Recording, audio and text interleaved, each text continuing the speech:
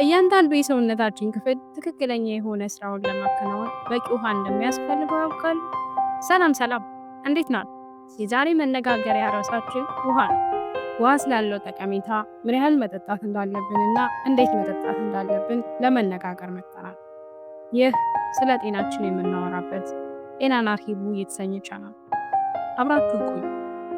እያንዳንዱ የሰውነታችን ክፍል ትክክለኛ የሆነ ስራውን ለማከናወን በቂ ውሃ ያስፈልገዋል።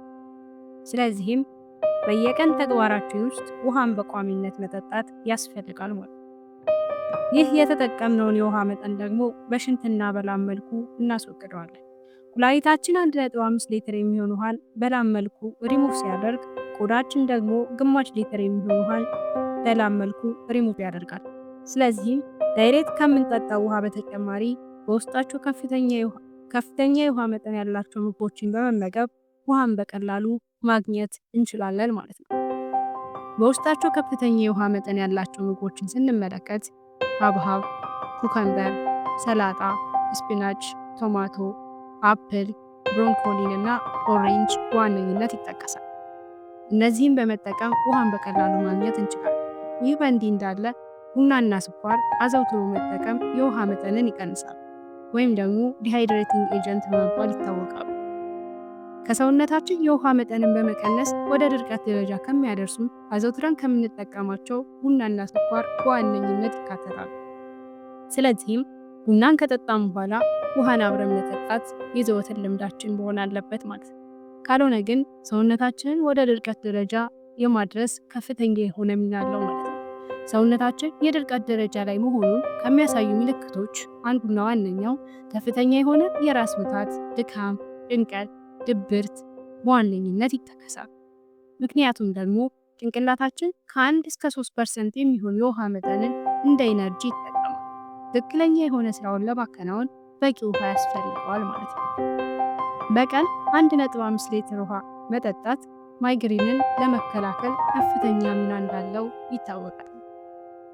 ከዚህ በተጨማሪ ከብዙ በጥቂቱ የውሃ ጠቀሜታዎችን እንመለከት።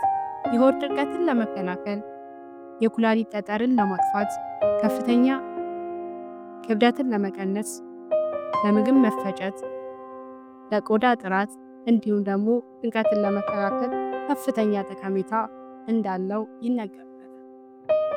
እንደሚታወቀው 70% የሚሆነው የሰውነታችን ክፍል ውሃ ነው። ቢሆንም ግን እያንዳንዱ የሰውነታችን ክፍል ጤናኛ ለመሆን ተጨማሪ ውሃ ያስፈልገዋል። ስለዚህም በየቀኑ በአማካኝ 2 ሊትር ውሃ መጠጣት ይመከራል። ይሁን እንጂ በዋነኝነት ውሃን መጠቀም ያለብን እንደየሰውነታችን ክብደት መሆን አለበት። ይህም ማለት ለምሳሌ ከ40 እስከ 59 ኪሎ ግራም የሚመዝን ሰው ከ1.5 እስከ 2 ሊትር ውሃ መጠጣት ሲኖርበት፣ ከ60 እስከ 79 ኪሎ ግራም የሚመዝን ሰው ደግሞ ከ2 እስከ 2.5 ሊትር መጠጣት አለበት።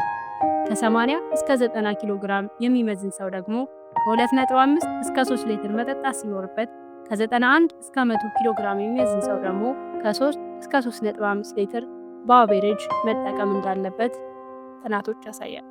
ከዚህ በተጨማሪ ከኖርማል ኮንዲሽኑ ውሃን መጠቀም ያለባቸው ሰዎች እነማን ናቸው ስንል ኤክሰርሳይዝ የሚሰሩ ሰዎች፣ ሙቀት ያለበት ሁኔታ ላይ ስንሆን፣ ነፍሰ ጡር፣ አትሌቶችና የድርቀት ደረጃ ላይ ያሉ ሰዎች ከኖርማል ኮንዲሽኑ ውጭ ከፍ አድርገው መጠቀም አለባቸው። ውሃን እንዴት መጠጣት አለብን ስንል አንደኛ ከምግብ 30 ደቂቃ በፊት ወይም ደግሞ ከምግብ ከ40 ደቂቃ በኋላ በሰውነታችን ክብደት ካልኩሌት አድርገን ከመተኛታችን ከ1 ሰዓት በፊት በአንዴ ብዙ ከመጠጣት ይልቅ ትንሽ አድርጎ ብዙ መጠጣት፣ በጣም ቀዝቃዛ ውሃ ከመጠጣት ይልቅ ለብ ያለ ውሃ መጠጣት የምግብ መፈጨትን በማፋጠን ዲስኮምፎርት እንዳንሆን ያደርገናል። እንዲሁም ደግሞ ምግብና ውሃን አብሮ መጠቀም አይመከርም። ስለ ውሃ የነበረን ማብራሪያ ይህን ይመስላል። በሌላ ርዕስ እስከምንገናኝ መልካም ቆይታ። ሼር፣ ላይክ፣ ሰብስክራይብ በማድረግ ቤተሰብ እናመሰግናለን።